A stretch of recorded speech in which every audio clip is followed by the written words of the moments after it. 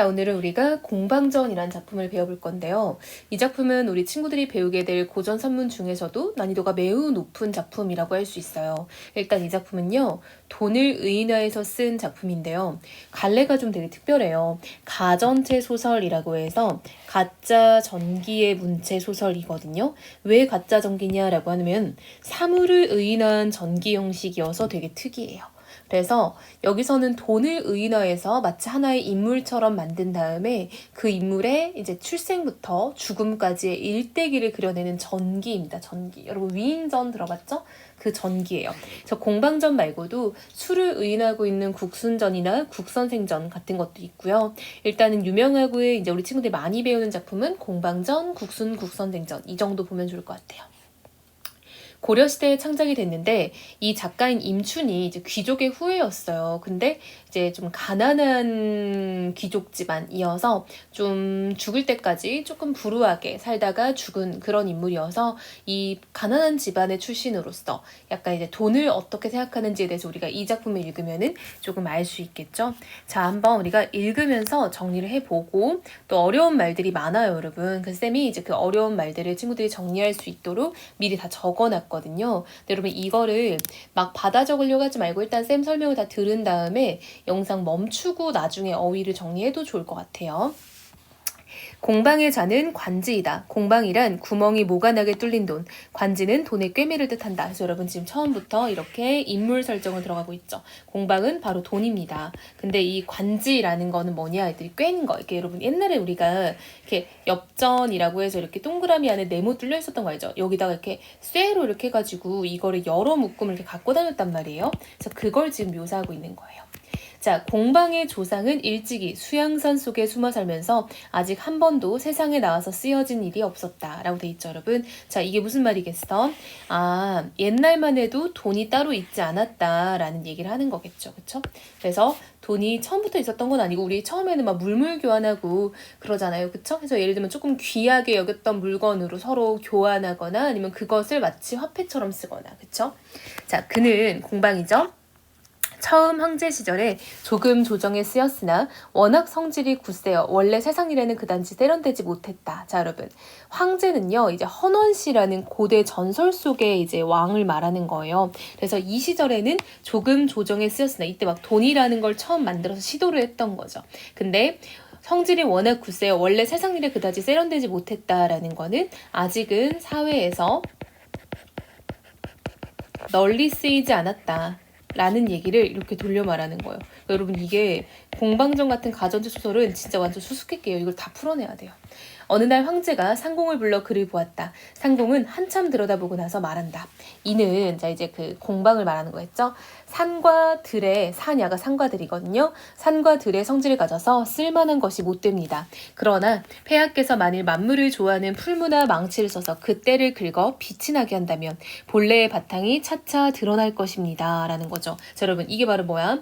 풀무나 망치를 써서 때를 긁어 빛이 나게 한다? 이게 바로 우리 여러분 동전을 만들 때 구리 같은 거 쓰는 거 알죠? 그래서 그러한 어떤 구리 같은 재료를 가져다가 돈을 만들면 된다라는 거죠. 좀 가공하고 반딱반딱 광 내서 돈으로 써라 이런 얘기를 하는 거예요.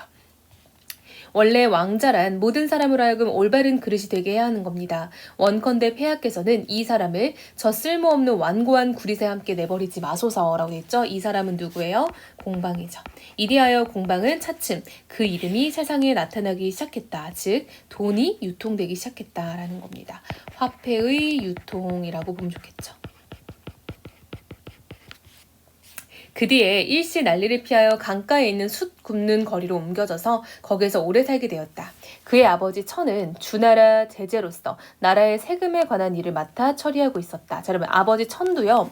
화천이에요. 화천. 이게 이제 고대 중국 신나라 시기에 있었던 엽전이라고 하거든요. 그러니까 아빠니까 더 조상으로 거슬러 올라가는 거야. 그쵸? 자, 이어서 공방은 생김새가 밖은 둥글고 구멍은 모나게 뚫렸다, 여러분. 자, 우리 이렇게 엽전 같은 거 생각해 보면은 동그랗고 안에 이렇게 네모나게 구멍 뚫린 거 알죠, 그쵸? 그래서 여러분 이거를요, 우리가 겉은 동글동글한데 안은 모나게 네모가 나 있다라고 해서 겉과 속이 되게 다르다. 이런 걸 우리가 사자성어로는 표리부동이라고 해요. 그래서 이런 데에서 우리가 공방의 성격을 이렇게 제시하고 있다라고 보거든요. 즉 얘는 겉과 속이 다른 인물. 그는 때에 따라서 변통을 잘한다. 한 번은 한나라의 벼슬하여 홍려경이 되더라. 홍려경은 외국인 이제 손님을 접대하는 벼슬이에요. 그리고 외국인 손님 접대하려면 돈 많이 써야 되잖아요. 그래서 돈과 관련된 벼슬을 지금 얘기하는 거야. 그때 오왕비가 교만하고 참남하여 나라의 권리를 혼자서 도맡아 부렸다. 방은 여기에 붙어서 많은 이익을 보았다. 자, 여러분. 이 방, 공방 말하는 거죠. 돈이요. 이렇게 오왕의 비, 왕비죠. 교만하고 참남하여 나라의 권리를 혼자서 이렇게 부릴 때 돈이 여기에 붙어서 함께 이익을 보았다라는 거는 이 돈이 약간 부정적인 속성이 있다라는 게 여기서 드러나는 거예요. 한마디로 어떤 권세를 가진 권력자의 옆에 붙어서 뭔가 이렇게 이익을 취하는 그런 면모가 있다라는 거를 보여주는 거죠.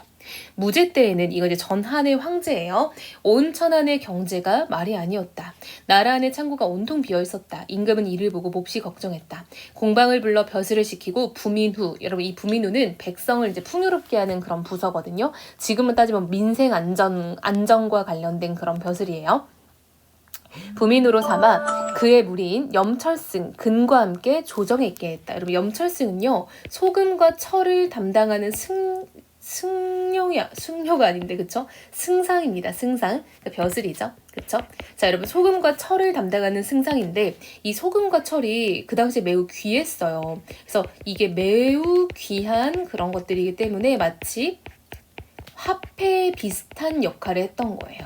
근데 이게 근과 함께 조정이 있게 했다. 이때 그는 방을 보고 항상 형이라고 이름을 부르지 않았다라는 거예요. 그래서 이게 무슨 말이냐면요. 아무리 귀한 것도 돈보다 위는 없었다라는 거예요. 그래서 이때부터는 약간 돈의 권세가 매우 높다라는 걸 알 수 있습니다. 나름 국가에서 귀하다고 여기는 것들조차도 돈보다 귀할 수는 없었다 이런 느낌이에요. 방은 성질이 욕심이 많고 비루하고 염치가 없었다. 여러분 이게 여러분 방은 성질이 욕심이 많고 비루하고 염치가 없었다라고 아예 그냥 방의 성격을 직접적으로 제시해 주는 거죠.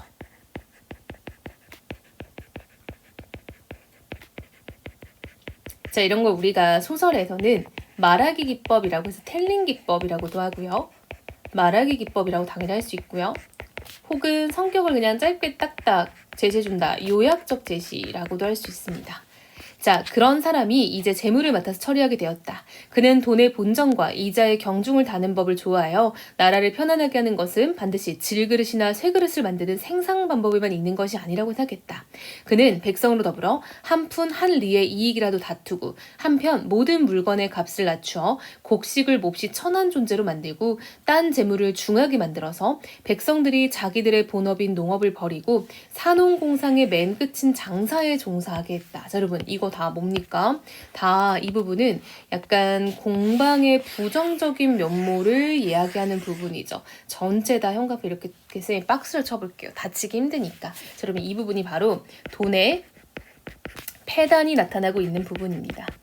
자, 이게 무슨 말이냐? 여러분 이 공방은 가상의 인물이잖아요. 즉 한마디로 진짜 공방이 이랬다는 게 아니라 백성들이 이제 돈맛을 본 이후부터 농업을 내팽개치고 이런 장사에 매달리고 사람들이 모두 약간 욕심내서 돈의 어떤 이런 이득을 다투면서 이자 같은 것들을 다투고 이런 문제가 생겼다라는 거예요. 그래서 이게 바로 돈의 폐단이라고 할 수 있겠죠. 이것을 보고 간관들이 상소를 하여 이것이 잘못이라고 간했다. 하지만 임금이 말을 듣지 않았다. 방은 또 권세 있고 귀한 사람을 몹시 재치 있게 잘 섬겼다. 여러분 예전에도 비에 붙어가지고 엄청 이렇게 권세가 높아졌던 시기가 있었잖아요. 즉 방은요 이렇게 잘 나가는 사람들과 어울렸다는 거야. 한마디로 여러분 이거는 방이 잘 나가는 사람들과 어울렸다기보다는 잘 나가는 사람들은 돈이 많았다 이런 느낌인 거죠. 그쵸?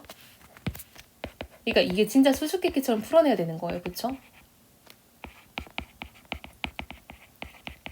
자, 이어서 그들의 집에 자주 드나들면서 자기도 권세를 부리고 한편으로는 그들을 등에 업고 벼슬을 팔아 승진시키고 갈아치우는 것마저도 모두 방의 손에 매이게 되었다. 자, 여러분 이게 바로 뭡니까?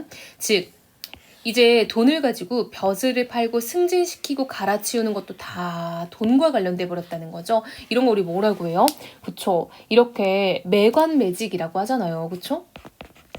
관직도 다 매매를 하는 거죠. 그쵸? 그래서 이런 것이 모두 다 어떤 사회의 폐단, 돈의 폐단의 일부다라는 걸 알 수 있겠죠. 이렇게 되니 한다는 공경들까지도 모두 절개를 굽혀 섬기게 되었다. 즉 한마디로 잘 나가는 어떤 사람들도 모두 다 돈을 쫓게 되었다는 거죠. 그는 창고에 곡식이 쌓이고 공방이죠. 뇌물을 수없이 받아서 뇌물의 목록을 적은 문서와 증서가 산처럼 쌓여 그 수를 셀 수 없이 되었다. 완전 부정적 모습이죠. 그는 모든 사람을 상대하는데 잘나거나 못난 것을 관계하지 않는다. 아무리 시정 속에 있는 사람이라도 재물만 많이 가졌다면 모두 함께 사귀어 상통한다. 때로는 거리에 돌아다니는 나쁜 소년들과도 어울려 바둑도 두고 투전도 한다. 이렇게 남과 사귀는 것을 좋아한다. 이것을 보고 당시 사람들은 말했다. 공방의 한마디 말이 황금 백금만 못하지 않다라고 얘기를 하는 게 그 당시에 사람들이 매우 돈을 많이 따졌다라는 거 알 수 있겠죠. 자, 원제가 왕에 올랐다. 원제는 이제 중국 남북조 시대의 황제입니다. 공우라는 한나라 때 신하가 나중에 글을 올리는데요. 공방이 어려운 직책을 오랫동안 맡아보는 사이 그는 농사가 국가의 근본임을 알지 못하고 오직 장사꾼들의 이익만을 구호해 주어서 나라를 좀먹고 백성을 해쳐서 국가나 민간 할 것 없이 모두 공궁에 빠지게 되었습니다. 그 위에 뇌물이 성행하고 청탁하는 일이 버젓이 행해지고 있습니다. 대체로 짐을 지고 또 타게 되면 도둑이 온다는 것은 주역에 있는 분명한 경계입니다. 자, 여러분 이 부분은요. 주역의 구절을 인용하는 거죠. 자, 이게 무슨 말이냐? 짐을 진다라는 건 재물을 이렇게 지게 지듯이 지는 거고요. 타는 거는 벼슬이에요. 그래서 벼슬하면 뭔가 타고 다니니까. 그래서 재물과 벼슬이 이제 있으면 도둑이 온다라는 거는 이게 조금 해석을 잘해줘야 되는데 이런 말이라고 보면 돼요. 사람들이 재물을 많이 갖게 되고 그리고 벼슬을 많이 갖게 되면은 이제 도둑처럼 행동하게 된다라는 거예요. 그러니까 도둑이 나를 쫓아온다 이런 말이 아니라 우리가 이런 것들을 가지게 되면은 도둑의 마음가짐으로 더 큰 걸 바라고 남의 것을 탐내게 된다 이런 느낌으로 이해를 해야 됩니다. 청컨대 그를 공방이죠. 파면시켜서 모든 욕심 많고 비루한 자들을 징계하옵소서라고 말했죠. 자, 여러분, 즉 공우가 글을 올렸어요. 이게 이제 우리가 임금님에게 올리는 글인 거죠. 그래서 이게 상서라고 할 수 있는데요. 이 상서의 주된 내용은 뭐예요? 공방을 탄핵하자 이라는 거죠. 지금 사회는 돈의 폐단이 너무 심하다라는 거예요. 그때 정권을 잡은 자 중에는 공량의 학문을 쌓아 정계에 진출한 자가 있었다. 그는 군자를 맡은 장군으로 변방을 막는 방책을 세우려 했다. 이에 방해하는 일을 미워하는 자들이 그를 위해서 조언했다. 임금은 이들의 말을 들어서 마침내 방은 조정에서 쫓겨나는 몸이 되었다. 즉 이제 벼슬에서 물러나게 된 겁니다. 그는 자기 문인들에게 말했다. 지금 여러분 이게 공방입니다. 그쵸? 자, 공방이 이제 쫓겨나면서 자기의 이제 아랫사람들, 자기를 따르는 사람들한테 말하는 거죠. 내가 전일에 폐하를 만나 뵙고 나 혼자서 온 천하의 정치를 도맡아 보았었다. 그리하여 장차 국가의 경제가 넉넉하고 백성들의 재물이 풍족하게 되게 하려고 애썼다. 그런데 이제 까닭 없는 죄로 내쫓기고 말았구나. 자, 여러분 얘는요. 굉장히 좀 약간 자기 주제 파악이 좀 안 되죠. 그쵸? 자기 객관화가 굉장히 안 되는 사람입니다. 모렴치한 성격이죠. 자기가 지은 죄가 왜 없어요. 그쵸? 일단은 권세 있는 사람들과 붙어가지고 돈놀이하고 돈 막 숭상하고 그리고 이제 좀 사람들로 하여금 돈의 폐단을 이제 좀 많이 이게 좀 깨우친다라고 하면 안 맞는데 그쵸? 돈의 폐단을 사회에 널리 흩뿌린 그런 장사자가 공방이잖아요. 근데 본인이 아무런 죄가 없다라고 얘기를 하고 있어요. 그래서 모렴치하고 약간 자기 객관화가 안 되는 인물. 하지만 나가서 조정에 쓰이게 되거나 쫓겨나 버림을 받는 것이 내게 있어서 아무것도 손해될 것이 없다. 다행히 나의 이 목숨이 조금이라도 남아있어 아주 끊어지지 않고 이렇게 주머니 속에 감추어져 아무 말 없이 용납되고 있다. 자, 여러분 주머니 속에 감춰져 있다라는 것도 뭐겠어? 돈의 속성이죠. 우리 돈 보통 주머니에 넣고 다니잖아. 나는 부평과 같은 획세. 부평은요. 우리 부평초라는 말 들어봤어요? 많이 알아두면 좋을 것 같아요. 이거는 고전 시가에도 많이 나오거든요. 부평초가 이렇게 물에 뜬 채로 돌아다니는 그런 풀들이에요. 물에 뜨는 식물들. 이걸 부평초라고 하거든요. 그 식물 종류를. 그래서 얘는 부평과 같은 행색이라는 거는 어딘가에 딱 뿌리내리지 않고 여기저기 떠돌며 이런 느낌이에요. 곧장 강가에 있는 별장으로 돌아가란다. 야각의 위에 낚싯대를 들이우고 고기를 낚아 술을 마시며 때로는 바다 위에 장사꾼들과 함께 배를 타고 떠돌면서 남은 인생을 마치란다. 제 아무리 천종의 녹이나 다섯 솥에 많은 음식인들 내 어찌 조금이나 부러워해서 이것과 바꾸겠느냐. 서리법이죠. 자, 이게 무슨 말이냐면요. 천종은 아주 많은 종류니까 많은, 녹은 녹봉을 말하는 거예요. 봉금 말하는 거예요. 녹봉. 즉 내가 아무리 많은 녹봉과 그럼 다섯 솥에 많은 음식은 원래 제사 음식을 뜻하는 건데요. 여기서는 그냥 맛있는 음식이라 보면 좋을 것 같아요. 즉 내가 아무리 많은 월급, 아무리 맛있는 음식이 있다 한들 내가 그걸 부러워해서 이것 뭐야? 이렇게 내가 살아가는 걸 말하는 거예요. 부평초처럼 살아가는 일과 바꾸겠느냐? 나는 후자의 삶이 더 좋다라는 거죠. 부평초처럼 살아가는 일. 하지만 내 심술이 오래되면 다시 발작할 것만 같다. 즉 지금은 자기가 자연으로 물러나지만 나중엔 내가 또 다시 나타날 수도 있지. 뭐 이런 느낌인 거죠. 진나라에 화교란 사람이 있었다. 공방의 풍도를 듣고 기뻐하여 사귀어 여러 만냥의 재산을 모았다. 이로부터 화교는 공방을 몹시 좋아하는 한 가지 버릇을 이루고 말았다. 이것을 본 노포는 논을 지어 화교를 비난하고 그릇된 풍속을 바로잡게 했었다. 한마디로 돈 좋아하는 사람들은 비판을 많이 받았다. 이런 느낌이죠. 화교의 무리 중에서 오직 완정만은 성품이 활달해서 속물을 좋아하지 않았다. 그런데도 방해 무리와 어울려 술집에 다니면서 취하도록 마시곤 했다. 왕이보는 한 번도 입으로 방의 이름을 부르는 일이 없었다. 방을 가리켜 말하려면 그저 그것이라고 했다. 맑은 의논을 하는 사람들에게 방은 이렇게 천대를 받았다. 자, 여러분 이게 무슨 말입니까? 왕이보처럼 이렇게 좀 청렴하고 깨끗한 신하들은요. 돈을 굉장히 꺼려하고 싫어했다라는 거죠. 당나라 세상이 되었다. 유한이 탁지판관이 되었다. 여러분 유한은 당나라 재정관료고요. 탁지판관은 재산을 관리하는 벼슬을 말합니다.